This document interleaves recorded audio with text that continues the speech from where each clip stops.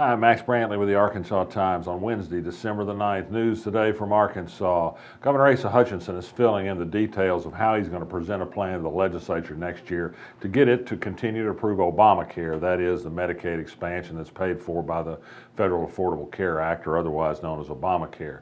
He's going to rebrand it Arkansas Works. This will be a not so thinly veiled message that to get help from the government of Arkansas, you got to work for it. He's talking about throwing people off health insurance for 6 months if they fall behind in their pay. Never mind if they got sick, they got laid off, other problems.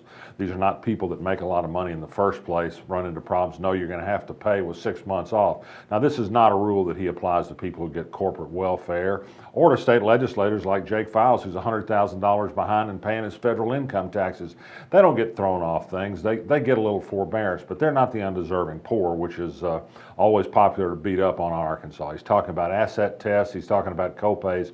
Anything to make the program mean enough on welfare people that the Republican legislature might approve it. Asa Hutchinson needs the votes. He needs to pass it because he needs the money for its budgets. It's that simple.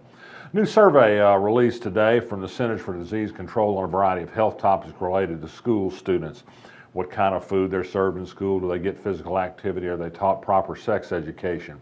Unsurprisingly, a large percentage of the schools in the country in 44 states are not getting the required sex education or comprehensive sex education where it's not necessarily statutorily supplied. Arkansas, surprisingly enough, doesn't finish too badly in the numbers, fairly high in some categories, low in others. It ranks low, though, in providing physical activity for students outside of interscholastic sports, something that might make them healthier in the long run. So there are a lot of places that all schools can do better if only they would.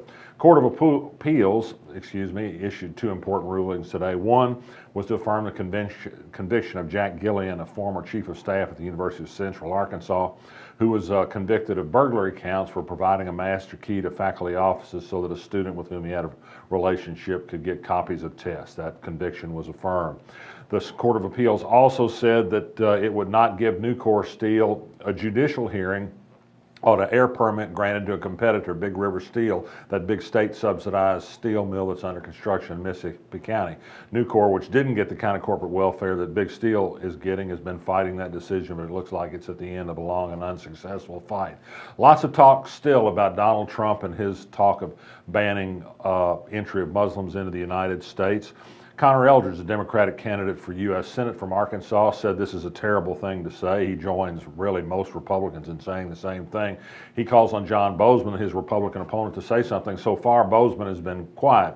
I've noted that Connor Eldridge, John Bozeman, Tom Cotton, and every other Republican politician you can name, while they may have been silent on the question of what Donald Trump said, have not been silent about saying we shouldn't allow Syrian refugees into the country. And that, to me, is the functional equivalent of saying don't let Muslims in, because that's what we fear when we talk about letting people in from Syria, which is in the midst of terrible turmoil.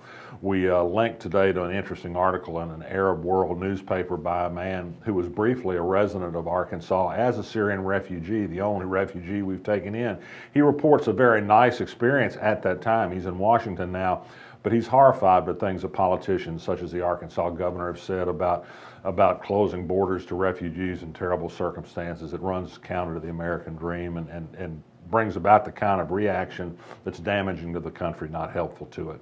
Rock Region Metro, the bus company, has gotten a rare alternative transportation grant to add some bus shelters around town. Small news, but it's a sign of life at this bus company, which hopes in a month to ask voters for a small sales tax increase to pay to expand the bus services. Great cities have great bus services. We've got a director, Jared Varner, who's trying to provide one. I hope voters will give them a long listen if they do make the ballot.